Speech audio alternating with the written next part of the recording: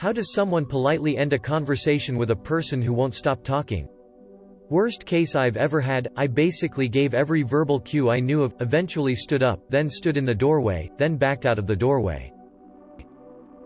And this dude was still talking. In the end I just said, "I'll be back," and closed the door on him mid-sentence. Mental health worker here. I see patients every day who will talk forever if you don't stop them. You simply have to interrupt and redirect, or end the conversation. I always politely tell them, "Let me stop you there," or "Let me jump in there." Sometimes you have to be abrupt or else you will be held hostage by the one-sided conversation.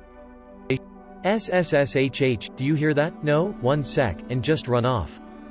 I'm an Uber driver. I was once summoned to pick up 2 people for just this reason. They had me drive 4 blocks. 25 miles, 5 minutes to another bar just to get out of a conversation with someone. Minimum fare $3.75 and $10 tip on the app. I have to return some videotapes. I don't mean to interrupt, but it's got to be done, so just do it. They need a break anyway. Anne was getting a little chummy. When people get too chummy with me, I like to call them by the wrong name to let them know I don't really care. Ron Swanson. I used to work on a team with a guy who had Asperger's and some related issues processing social cues. He would get started on a subject and just talk at people for 30 minutes plus without pausing for breath. He didn't get the cues that people were losing interest and would continue indefinitely unless you directly interrupted and told him to stop. He wouldn't be offended and generally appreciated being told he should have stopped. It was almost a rite of passage in the office to endure an extended one-way lecture about his choice of bathroom tiles or the benefits of all-weather road tires over winter tires, etc. We have a great line that we use in Ireland. I haven't heard it used abroad, but it could well be used all over for all I know. The person is rabbiting on and is showing no sign of stopping. You clearly and firmly say, "I'll let you go." Then with the confidence of a person doing them a favor you turn on your heel and stride away. This has the effect of making them think you are the one wanting to avoid wasting their time. If they figure it out they can't call you out on it because to do so would be to admit, at least to themselves, that they are wasting your time. In fact, most people never allow themselves to think it might be them who is holding you up, so they accept the offer of your leaving in order for them to get on with their important work. In general, if someone says, "I'll let you go," to me, rare but it has happened, I smile and say bye and end the conversation. It is a social convention and I abide by it. They want out. No ego. Let them go and the best of luck to them. People appreciate that, I imagine. I read one of those mildly interesting newspaper features recently with an etiquette expert. Their advice was, rather than make an excuse, you should be more direct, that you are ending the conversation, and say something like, "I've really enjoyed talking with you, I'm going to circulate around the room now," as it's less likely to create an expectation you might come back. It does work too. I'ma head out. Shish. My turn. I'll give the opposite advice. If you think your friends are always thirsty, have weak bladders, or get weird sudden strokes of to-do lists all the time, you talk too much. Edit, I'd thank you guys for the karma, but, I've got to get a drink and, pee, like a lot. Also, I just remembered I gotta call grandma. Listen for the briefest pause when they talk. BC they got a breath at some point and say, "Hey listen, I really gotta go to the bathroom, I've been holding it in forever and I might just garbage right here." Voila. Drop an enormous, 90 decibel, pants-rattling fart while maintaining eye contact. So this method is contextual, but I have found it works in a lot of situations. Especially in an office location. Or more generally in a location where the offending talker has a place to go back to. So this is how it works.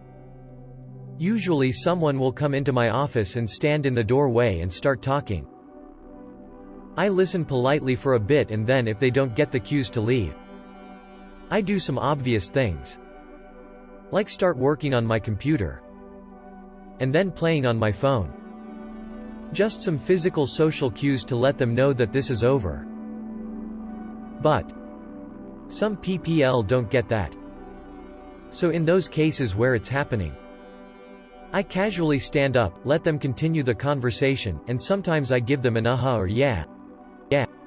And while walking out of my office, I walk to their office. And then Almost all of the time, they will go into their office first. And then they will sit down. That then gives me the ability to politely say something and leave their office. I call this method the walking them home method. Again, it can work anywhere. If a sibling is annoying you in your room, stand up and walk them towards their room, and they will migrate to their space. And then you leave. If you are at work, walk them to their space and let them settle, and then you leave. I use this method at least 3 times a week with some folks. And they literally have no idea. Hand them one of these. Closing square bracket opening parenthesis. Tell them you are having a rather heavy period and must go to the restroom before you bleed all over yourself. I have a friend who does this and he tends to drink a lot. It gets to the point where he literally will talk over you. I once sat on my phone while he talked to me for 5 hours straight. No joke, didn't even pause. I was going to sleep on his couch once and he kept talking. I was wrapped up in a blanket while he stood over me, talking. I had to drive away and sleep in my car. This is a typical workday for him. On the weekends he'll stay up 2 days straight, drinking and talking. Sometimes he uses an app that'll connect him with random people to talk to. I think he needs a therapist. If you know them well enough, a hand on the arm or shoulder will get someone to stop talking long enough for you to make your exit. Not needed though. It's been so great talking to you, but I'm late for something. Oh, I'm sorry, but I ought to hurry. I got generic excuse. We can talk later. Use the Ben Carson method. Oh no, my luggage. Walk away. Quote. Right. Great. Listen, I gotta go wash my crotch. I'll see ya later. Edit. Obligatory. Thanks for the silver. Still don't understand it, but thanks anyway. Hush them really loudly and keep doing it if they keep talking. Oh, someone wants you over there. Gestures across the room. Oh, who? Me. Quote. It depends on the context, like most things. Who is the person to you? Random person on the street. Just tell them you're busy and walk away. And coworker, politely explain that they need to stop talking so you can work. Dude at the gym? Tell him you're going to do your set. If he still doesn't stop talking, just put your headphones on and start lifting. Generally, if it's someone you aren't going to see often, whether they think you're rude or not isn't really important. Just tell them you're busy and just walk away or continue what it is you were doing. If it's someone you see often, can't avoid, friend, coworker, classmate, etc., tell them that they need to stop talking so you can do what you're meant to be doing. They probably aren't aware that they could be annoying people. They'd probably appreciate the wake-up call. Yo female doggy, shut the fluff up. Quote. Tell them you don't like sports. Fake a phone call. First, PM someone to call you. Then as your phone rings, just politely apologize and make your exit.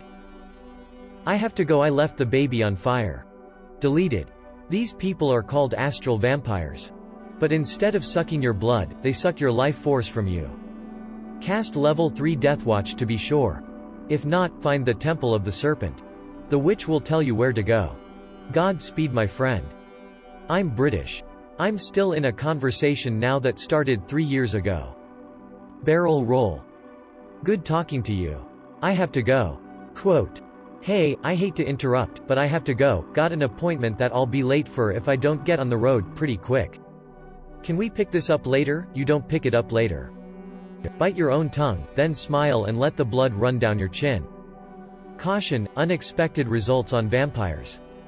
If it's a phone call, start off every phone call with, hey, my phone's kinda low on battery so I don't have much time, what's up? Then hang up whenever you want to. When you interject, make the first word you say very forceful and choose a reaffirming word like, yes, or great, or and. Whatever you say next, make sure it is not argumentative so it can be assumed they agree. Edge away while you're still talking. If it's person to person, then just say, well listen, it was great talking with ya, but I got some things I need to accomplish. Disagree with their views. Or just say slightly offensive garbage. Honestly, I tried this once and just stuck with it. If you're an okay judge of character and can cut in, just say, oh, did you hear about blank? In the blank, just put whatever tasteless thing you know they'll hate. Did you hear about Trump building a wall to keep immigrants out? I usually get a few sentences in before people immediately lose interest. I've gone for the unswayable anti-vaxxer and tried to push it on people. I've gone full religious nutjob.